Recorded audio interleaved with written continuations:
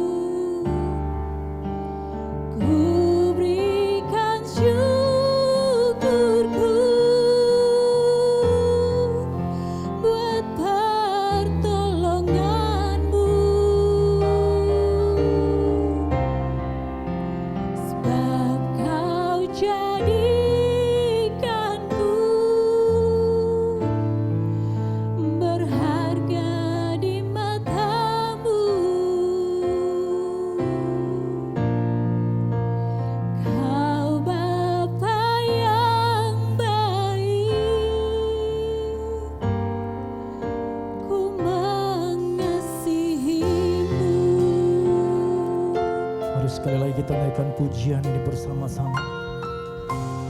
Kau Bapa yang baik, selalu besertaku,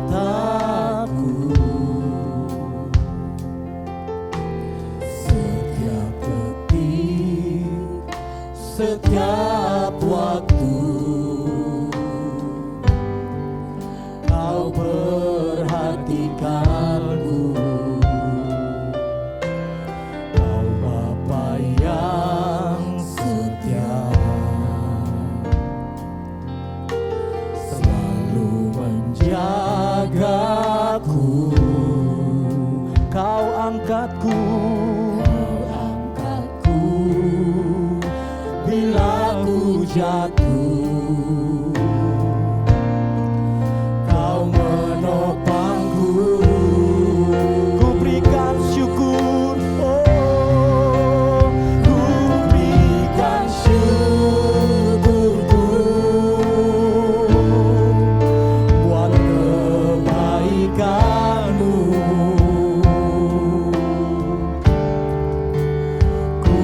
Berikan syukur.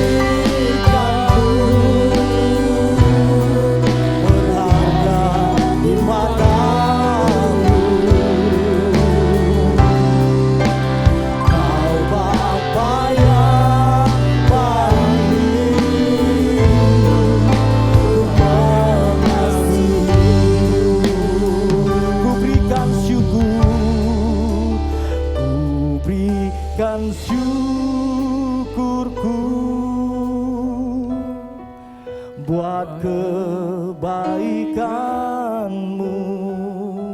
Engkau yang di rumah, mari angkat tanganmu, katakan, ku berikan syukurku buat kebaikan-Mu, sebab Kau jadikan kami Tuhan. Haleluya, haleluya. Amin. Sungguh berharga di mata-Mu Bapa. Oh, sebab Kau Bapa yang baik. Amin, amin. Oh, sekali lagi saudara, mari jemaat Tuhan angkat kedua tanganmu, katakan, ku berikan syukur, berikan syukurku buat kebaikan-Mu. Ku berikan syukur kami Tuhan, ku berikan syukurku buat pertolongan-Mu. Oh, sebab Kau jadikan ku berharga Tuhan.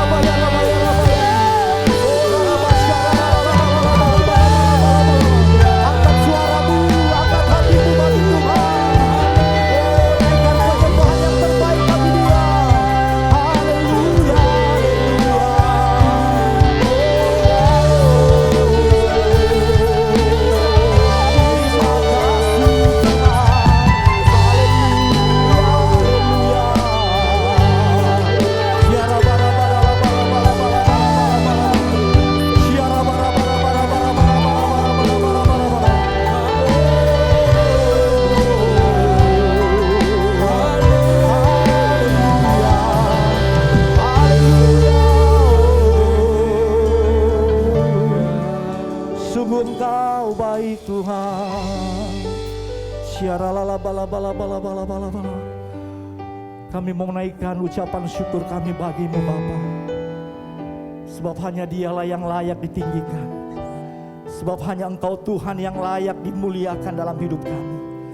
Sungguh besar kasih dan setiamu Tuhan. Haleluya. Oh, haleluya. Oh, praise the name of the Lord our God. Oh, praise His name forevermore. Nor endless days we will sing your praise. Oh Lord, oh Lord our God. Oh, praise the name of the Lord our God. Haleluya. Kami naikkan pujian kami bagimu Bapa. Engkau yang besar Tuhan. Yes. We will sing our praise.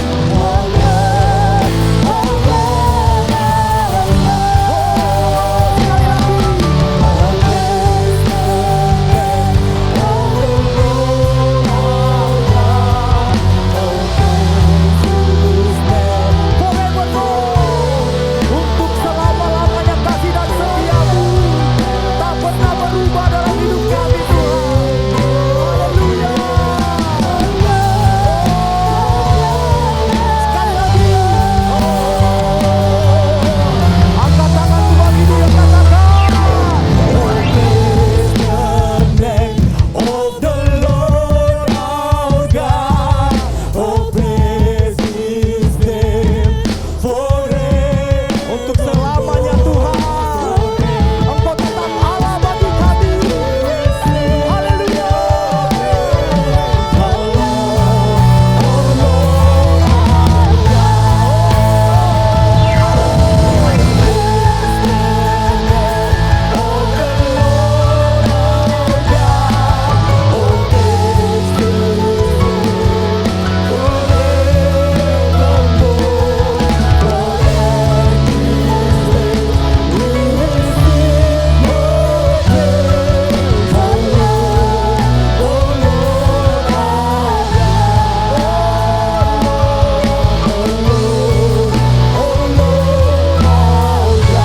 sekali lagi katakan. Oh Lord, oh Lord, oh God. Haleluya. Sorak-sorai yang terbaik bagi Allah kita. Lebih dahsyat lagi bagi Tuhan. Come on. Haleluya.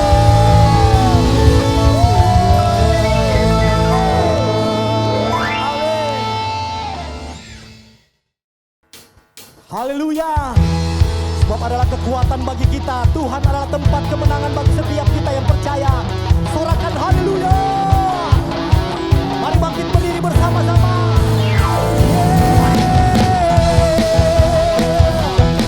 Oh, oh. Semuanya bertepuk tangan bagi Tuhan. Come on. Yeah, yeah, yeah. Katakan. Tak pernah ku ragu akan kesetiaanmu. Kau pegang hidupku sepenuh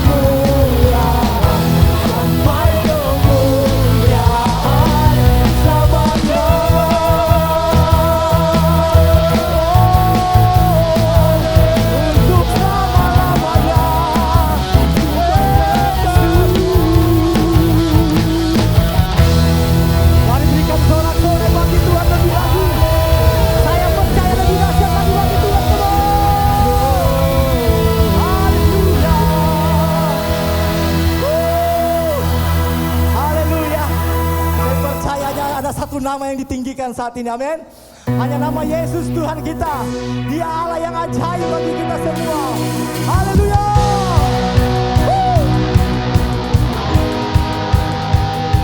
Semuanya bertepuk tangan bagi Tuhan. One, two, three. Kau ajaib Tuhan, dahsyat perbuatan-Mu.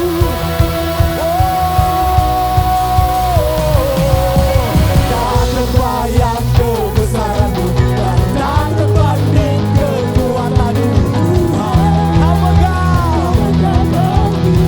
Oh yeah, yeah. Dengan Tuhan dan pengharapan, aku serahkan untuk rencana-Mu, Tuhan. Kau Raja.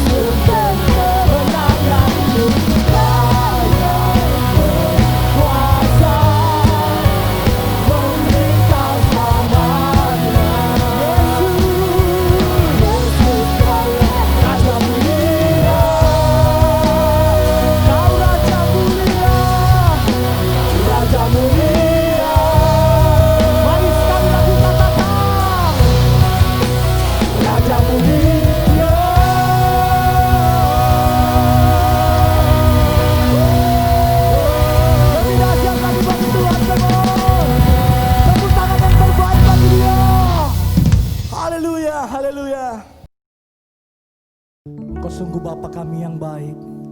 Terima kasih Tuhan. Terima kasih buat segala kebaikan Tuhan dalam hidup kami. Haleluya. Oh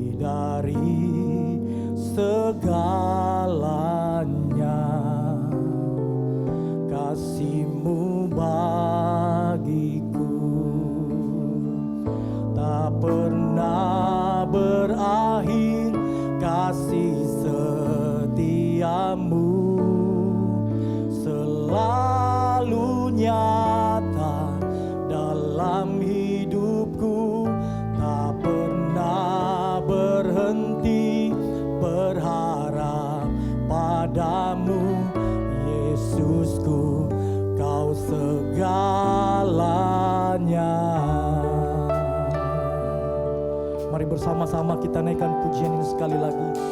Katakan, Bapakku yang baik, Kau sangat ku cinta, Kau sangat ku cinta, lebih dari segalanya di dalam hidupku. Kau Bapa yang baik, Kau Bapa yang baik. Oh, Engkau yang ku perlu. Katakan lebih dari segalanya Tuhan. Haleluya. Kasih-Mu Bapa, kasih-Mu bagiku tak pernah berakhir, pernah berakhir. Kasih setiamu selalu nyata dalam hidupku, tak pernah berhenti berharap padamu, Yesusku, Kau segala. Sekali lagi, tak pernah berakhir, berakhir. Kasih setia benar Tuhan, selalu dalam hidupku, tak pernah berhenti berharap padamu, Yesusku, Kau segalanya. Mari lambaikan tanganmu bagi Dia, Bapa yang baik. Oh, tak pernah berakhir kasih dan setiamu Tuhan, selalu baru Tuhan. Tak pernah berhenti berharap padamu, Yesusku, Kau segala. Sekali lagi, tak pernah berakhir.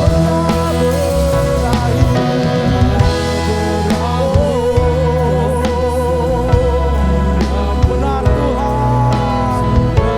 selalu nyata dalam hidupku, tak pernah berhenti berharap padamu, Yesusku, Kau segalanya. Tak pernah berakhir kasih setiamu, selalu nyata dalam hidupku, tak pernah berhenti berharap padamu, Yesusku, Kau segala. Sekali lagi angkat pujian ini, katakan, tak pernah berakhir kasih dan setiamu bagi setiap kami Tuhan, selalu nyata dalam kehidupan kami. Terima kasih Tuhan, haleluya.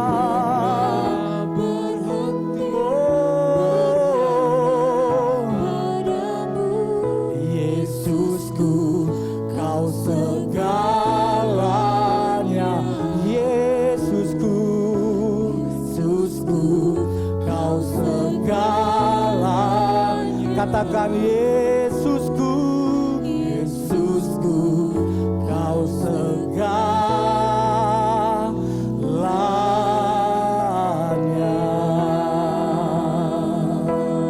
Oh, haleluya.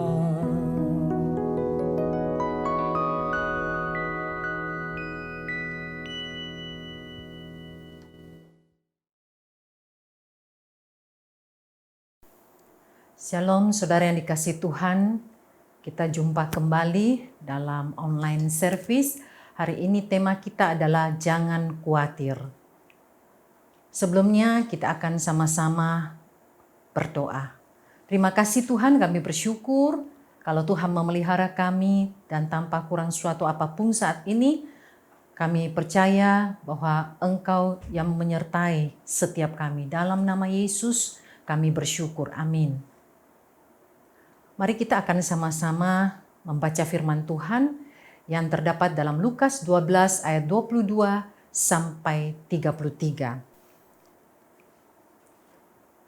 Yesus berkata kepada murid-muridnya, "Karena itu aku berkata kepadamu, janganlah khawatir akan hidupmu, akan apa yang hendak kamu makan, dan janganlah khawatir pula akan tubuhmu, akan apa yang hendak kamu pakai. Sebab hidup itu lebih penting daripada makanan dan tubuh itu lebih penting daripada pakaian. Perhatikanlah burung-burung gagak yang tidak menabur dan tidak menuai, dan tidak mempunyai gudang atau lumbung, namun demikian diberi makan oleh Allah. Betapa jauhnya kamu melebihi burung-burung itu. Siapakah di antara kamu yang karena kekhawatirannya dapat menambah sehasta pada jalan hidupnya? Jadi jikalau kamu tidak sanggup membuat barang yang paling kecil, mengapa kamu khawatir akan hal-hal lain? Perhatikanlah bunga bakung yang tidak memintal dan tidak menenun. Namun aku berkata kepadamu, Salomo dalam segala kemegahannya pun tidak berpakaian seindah salah satu dari bunga itu. Jadi jika rumput di ladang yang hari ini ada dan besok dibuang ke dalam api, demikian didandani Allah. Terlebih lagi kamu, hai orang yang kurang percaya. Jadi janganlah kamu mempersoalkan apa yang akan kamu makan atau apa yang akan kamu minum, dan janganlah cemas hatimu. Semua itu dicari bangsa-bangsa di dunia yang tidak mengenal Allah. Akan tetapi Bapamu tahu bahwa kamu memang memerlukan semuanya itu. Tetapi carilah kerajaannya, maka semuanya itu akan ditambahkan juga kepadamu. Janganlah takut, hai kamu kawanan kecil, karena Bapamu telah berkenan memberikan kamu kerajaan itu.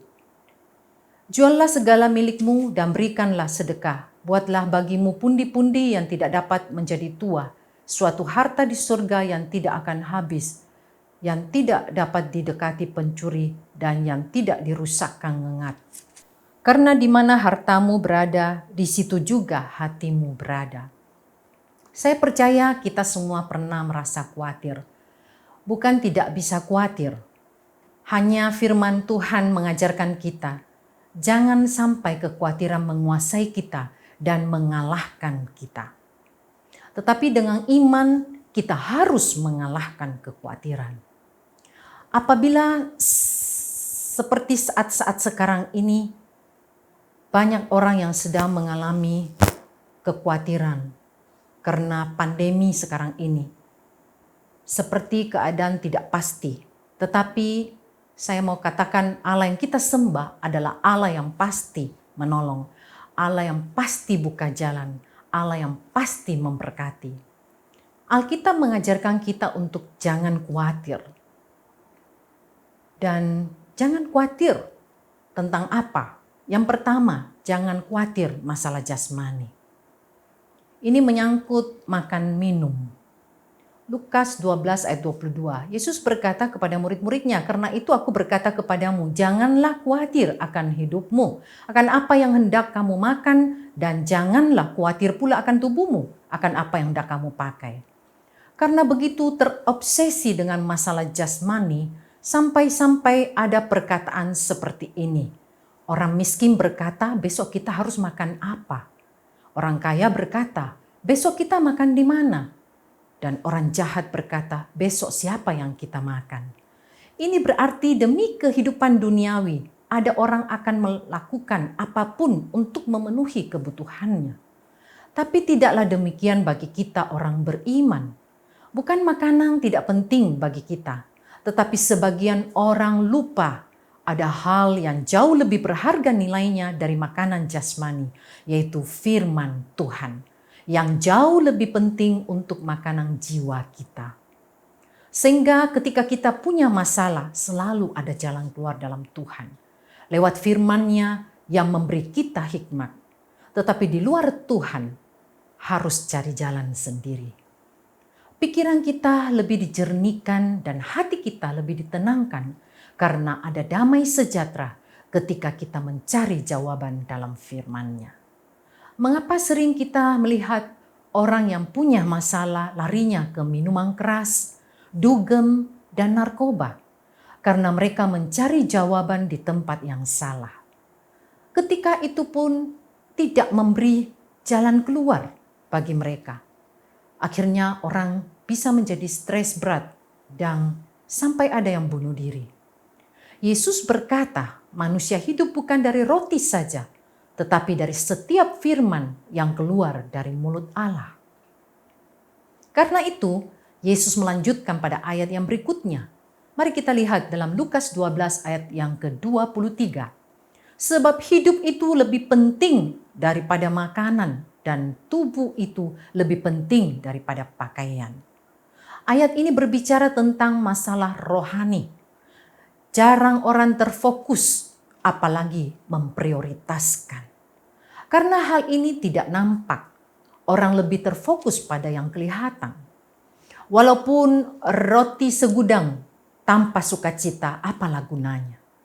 Kalau manusia hanya dipuaskan dengan kepuasan lahiria tanpa kepuasan batinia, maka hidup orang juga akan jadi merana. Karena firman Tuhan berkata, kerajaan Allah bukan soal makanan dan minuman saja, tapi soal kebenaran, damai sejahtera, dan sukacita oleh Roh Kudus. Namun sebagai orang percaya, kita harus memprioritaskan yang rohani dulu, baru yang jasmani. Sebagai contoh sederhana, ketika kita bangun pagi, kita mengucap syukur dulu kepada Tuhan. Sebelum kita bekerja, kita berdoa lebih dulu. Baca satu ayat mungkin untuk membuka hari kita. Selanjutnya, Tuhan yang akan berkarya dan memberkati apa yang kita kerjakan. Karena begitu khawatirnya manusia akan kebutuhan hidupnya, sampai-sampai Tuhan menyuruh kita untuk memperhatikan kehidupan burung. Dalam Lukas 12 ayat 24, perhatikanlah burung-burung gagak yang tidak menabur dan tidak menuai, dan tidak mempunyai gudang atau lumbung, namun demikian diberi makan oleh Allah. Betapa jauhnya kamu melebihi burung-burung itu. Saudara, banyak orang salah mengartikan ayat ini, sehingga mereka berpikir, tuh, lihat burung saja tidak bekerja, diberi makan Tuhan, apalagi kita manusia. Tahukah saudara, burung-burung itu pergi untuk mencari makanan mereka setiap hari, karena tidak ada lumbung. Mereka tidak punya tempat penyimpanan. Saudara punya kulkas, bisa simpan sayur daging selama seminggu, sehingga tidak perlu tiap hari ke pasar. Saudara punya tabungan di bank, mungkin tidak banyak tapi ada. Saudara punya pakaian, burung-burung tidak. Tapi mereka bisa bersuka cita dan bernyanyi setiap pagi memuji penciptanya. Masihkah kita khawatir berlebihan? Tuhan mengajar kita belajar dari burung-burung. Mereka tidak pernah khawatir akan hidupnya. Mereka tidak pasif dan berdiam diri untuk menunggu makanannya. Jadi benarlah kata firman Tuhan, carilah maka kamu akan mendapatkan. Harus ada action baru ada hasil. Tanpa tindakan, hanya bermalas-malasan menunggu berkat datang. Tidak mau berusaha, tidak mau bekerja, itu bukanlah ajaran Tuhan. Ketika kita berusaha dan bekerja, maka Tuhan akan memberkati pekerjaan kita. Kemudian masalah jasmani juga menyangkut penampilan. Mari kita lihat dalam pasal 12 ayat yang ke-27. Perhatikanlah bunga bakung yang tidak memintal dan tidak menenun. Namun aku berkata kepadamu, Salomo dalam segala kemegahannya pun tidak berpakaian seindah salah satu dari bunga itu. Saya teringat iklan Fujifilm. Semboyangnya adalah seindah warna aslinya. Dulu kamera merek ini sangat laku sebelum ada handphone. Anak-anak yang lahir di atas tahun 1990 mungkin sudah tidak kenal Fujifilm karena semua sudah pakai kamera handphone sekarang. Namun yang saya mau tekankan di sini adalah kalimat warna aslinya. Tuhan menjelaskan pada kita kalau Raja Salomo saja dalam kemegahannya, pakaiannya pasti sangat indah. Tapi tahukah saudara, warnanya bukan warna asli buatan Tuhan. Warna pakaiannya buatan tangan manusia. Beda dengan bunga bakung, warnanya asli buatan tangan Tuhan. Sehingga keindahannya tidak terlukiskan dengan kata-kata. Bila Bapak Ibu yang mencintai tanaman dan bunga-bunga, pasti keluar setiap pagi menikmati keindahan bunga-bunga yang tumbuh di taman. Hanya beberapa hari saja bisa bertahan, tetapi didandangi oleh Tuhan dengan luar biasa. Hidup kita lebih lama dari bunga bakung yang hanya beberapa hari saja. Mengapa kita khawatir dan tidak percaya bahwa Tuhan tidak memperhatikan kita? Demi penampilan, banyak orang mencuri untuk bisa beli handphone, bahkan untuk bisa tampil keren. Tidak sedikit orang rela melakukan apapun untuk bisa mendapatkan apa yang mereka inginkan, meskipun itu melanggar norma. Sampai muncul semboyan, lebih baik kalah nasib daripada kalah aksi. Banyak orang sekarang ini mau tampil keren, akhirnya memaksakan diri, bahkan menyusahkan orang-orang di sekitarnya. Tidak sedikit orang tua yang mengeluh melihat putra-putri mereka yang mau mengikuti tren masa kini, sehingga orang tua harus mengeluarkan tabungan mereka yang dikumpulkan bertahun-tahun kerja, hanya untuk memenuhi keinginan anak-anak mereka. Padahal seharusnya uang simpanan mereka adalah untuk jaminan masa tua mereka. Tetapi karena anak yang tidak tahu berbakti, yang hanya banyak menuntut, inilah yang membawa duka bagi orang tuanya. Benar apa yang dikatakan Jack Ma, salah satu orang terkaya, bahwa sekarang yang harus dipikirkan bukanlah soal untung rugi, tetapi bagaimana bisa bertahan hidup. Ada juga sisi positif dari new normal. Jadi tidak ada yang bisa melihat kita sepenuhnya karena pakai masker. Puji Tuhan bagi wanita yang suka pakai lipstik bisa berhemat lipstik sekarang. Karena tidak ada yang lihat bibir kita. Kalau dulu badang bau parfum, sekarang bau disinfektan. Jadi parfum tidak ada gunanya lagi, sirna baunya oleh disinfektan. Yang sering pakai blush on atau pemerah pipi tidak perlu beli lagi sekarang karena pipi kita sudah tertutup masker. Suami-suami pasti berkata haleluya. Tetapi bagi wanita-wanita beriman, kita rela tidak beli bedak mahal demi susu atau popok untuk anak kita. Kita rela tidak membeli keinginan kita demi kebutuhan keluarga kita. Orang-orang yang diurapi Tuhan pasti penampilannya fresh. Karena itu jangan kita khawatir. Yang kedua adalah jangan khawatir masalah uang dan harta. Dalam Lukas 12 ayat yang ke-33, juallah segala milikmu dan berikanlah sedekah. Buatlah bagimu pundi-pundi yang tidak dapat menjadi tua, suatu harta di sorga yang tidak akan habis, yang tidak dapat didekati pencuri, dan yang tidak dirusakkan ngengat. Karena di mana hartamu berada, di situ juga hatimu berada. Dengan semakin bertambah harta seseorang, kadang tidak mengurangi kekhawatiran dalam hidupnya. Masih ingatkah kita dengan perumpamaan yang diberikan Tuhan Yesus tentang orang kaya yang bodoh di kitab Lukas? Diceritakan tentang seorang yang berlimpah-limpah hartanya. Bukannya dia rajin sedekah seperti himbauan Tuhan. Justru dia terus menumpuk harta dan semakin khawatir karena hasil tanahnya sudah tidak tertampung. Jadi dia ingin membuat lumbung yang lebih besar. Tapi rancangan manusia bukanlah rancangan Tuhan. Malam itu juga jiwanya diambil. Saudara tentu tahu, baru-baru ini lagi viral di mana ada anak yang menggugat warisan bapaknya. Mungkin khawatir tidak mendapat bagian. Uang dan harta dapat menjadi pertengkaran keluarga. Belum lagi dalam tayangan-tayangan di TV, kita sering menemui orang-orang yang demi mendapatkan uang banyak, mereka berani menerima tantangan sekalipun harus mempertaruhkan nyawanya.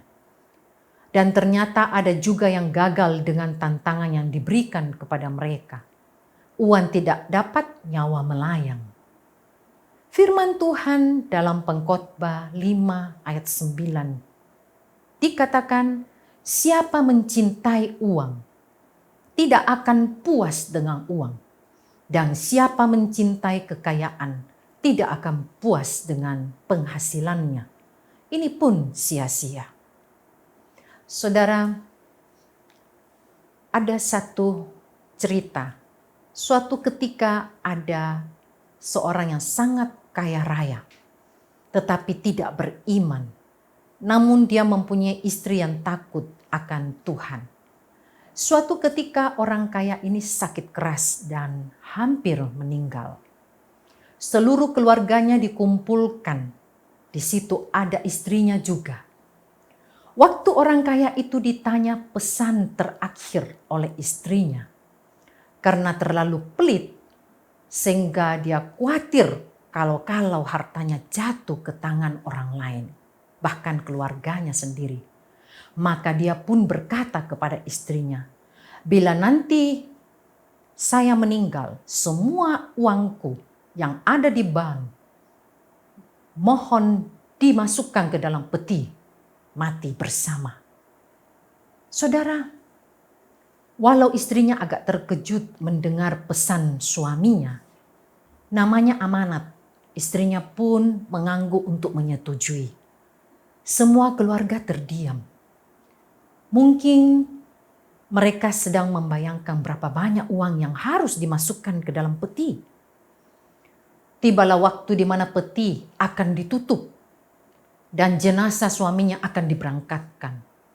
Semua keluarga gelisah, mondar-mandir di dekat peti mati karena belum kelihatan selembar pun uang kertas di dalam peti. Saat peti akan ditutup, si istri kemudian mengeluarkan selembar cek yang sudah ditulisnya, di mana dalam cek tersebut tertera jumlah seluruh uang suaminya di bank. Dan istrinya pun berkata, sekarang peti bisa ditutup. Saudara, kisah tadi menggambarkan kepada kita bahwa orang yang pelit hanya ingin menggenggam, tidak bisa melepas. Tetapi orang yang takut akan Tuhan selalu diberikan hikmat dalam menyelesaikan masalah. Yang ketiga, jangan khawatir tentang masa depan. Matius 6 ayat 34. Sebab itu janganlah kamu khawatir akan hari besok. Kita mengambil contoh Yusuf. Kelihatannya Yusuf orang yang tidak punya masa depan. Hidupnya, saudaraku, sangat menderita setelah dibuang oleh kakak-kakaknya. Namun Tuhan yang menciptakan masa depan buat dia. Ketika orang merancangkan yang tidak baik buat kita, ingatlah Tuhan selalu mengubah menjadi baik. Yeremia 29 ayat yang ke-11. Sebab aku ini mengetahui rancangan-rancangan apa yang ada padamu mengenai kamu. Demikianlah firman Tuhan, yaitu rancangan damai sejahtera dan bukan rancangan kecelakaan. Untuk memberikan kepadamu hari depan yang penuh harapan. Jangan takut. Saudara, ketika saudara-saudara Yusuf puas dengan rancangan mereka terhadap Yusuf, Mereka tidak pernah menyangka Yusuf masih hidup dan Tuhan bisa mengubah keadaannya, mengangkat dia dan menjadikan dia orang yang berpengaruh di Mesir. Sungguh di luar dugaan. Kalau hari ini saudara sedang dijatuhkan orang, disingkirkan orang, tidak dipakai, jangan khawatir. Bawa dalam doa. Tetap mengucap syukur sebab Tuhan pasti menolongmu. Kekhawatiran bisa merusak masa kini dan tidak memperbaiki masa depan. Yang keempat, karena Allah memelihara kita, jadi kita tidak perlu khawatir. 1 Petrus 5 ayat yang ke-7. Serahkanlah segala kekhawatiranmu kepadanya, sebab Ia yang memelihara kamu. Saya teringat dengan cerita Ibu Teresa yang mengadopsi bayi-bayi yang dibuang dan ditelantarkan. Suatu pagi dia menemukan ternyata susu buat bayi-bayi itu sudah habis. Dia masuk dan berdoa kepada Tuhan. Sementara Ibu Teresa berdoa, ada yang ketuk pintu. Asistennya membuka pintu. Ternyata ada yang mengirimkan susu bayi, persis seperti yang mereka butuhkan. Dan sama dengan merek susu yang dipakai. Saudara, ini luar biasa. Dan seperti tidak masuk akal.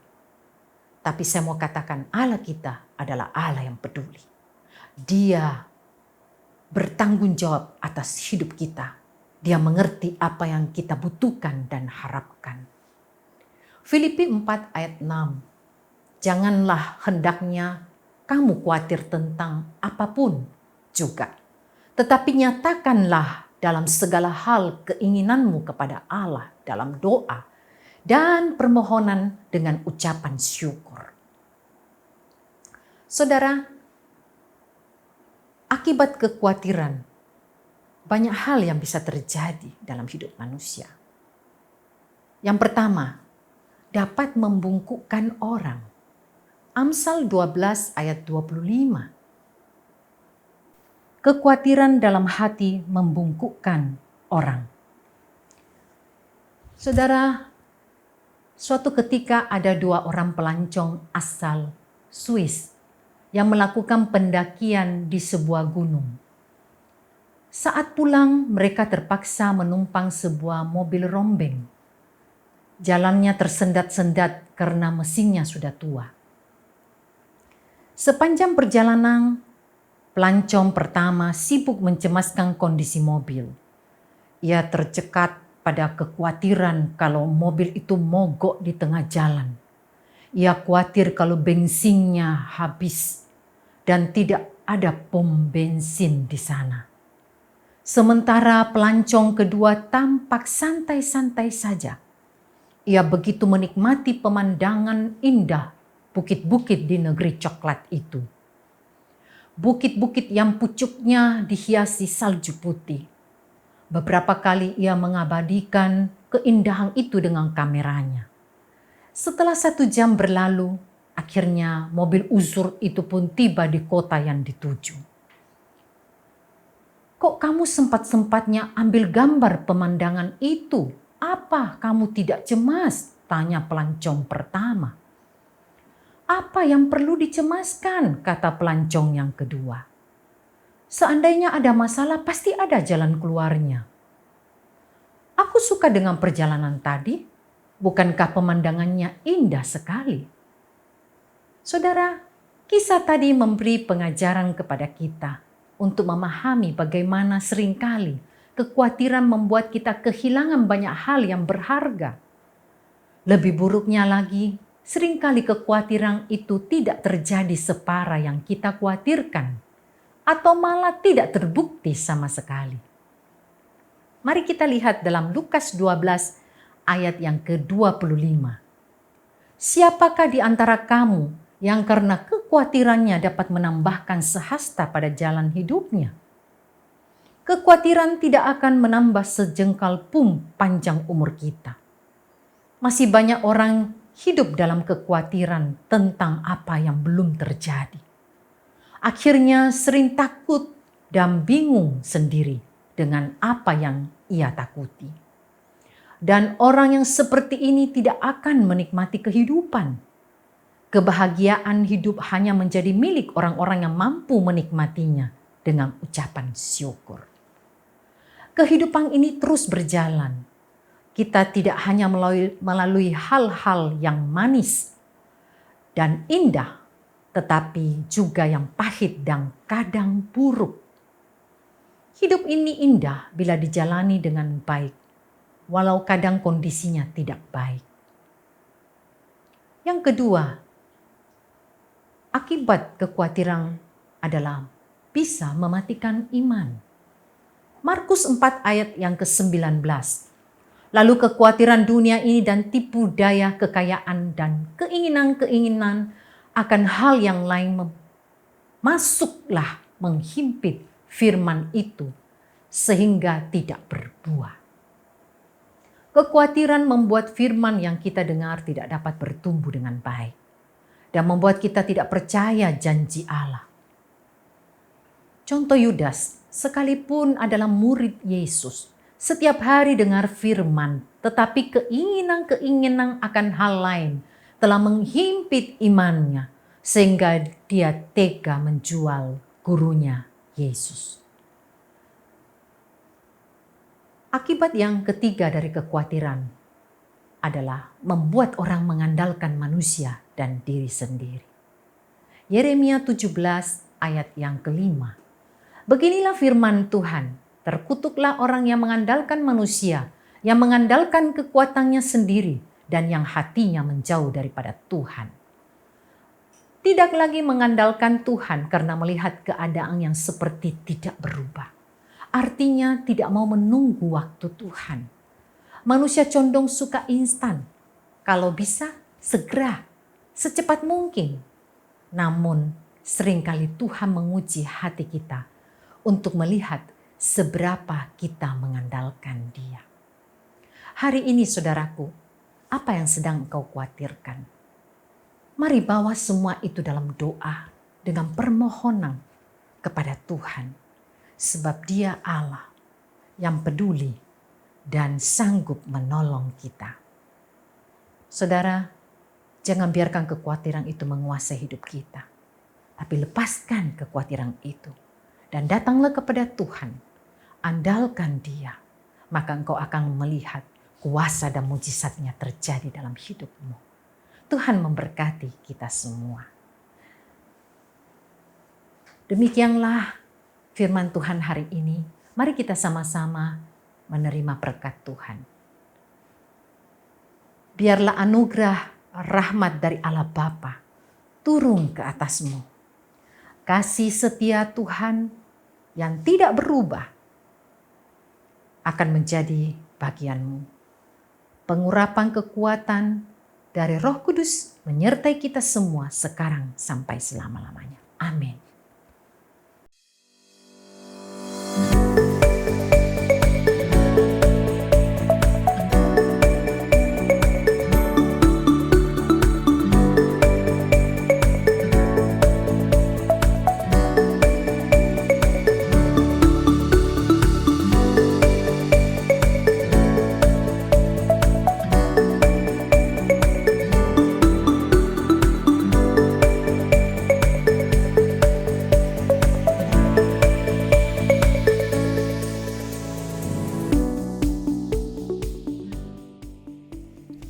Shalom jemaat yang dikasihi Tuhan, bagi saudara yang rindu menabur, dapat memberikan persembahan dengan menggunakan QRIS.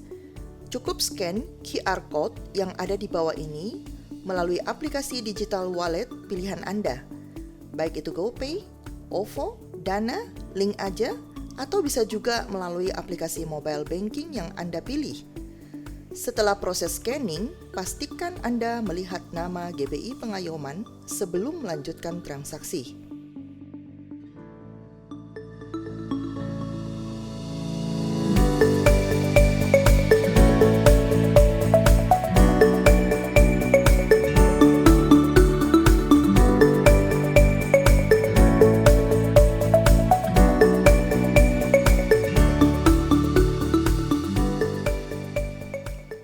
Apabila jemaat ingin melakukan transaksi hanya melalui bank, persembahan dapat diberikan melalui nomor rekening seperti yang tertera pada layar berikut.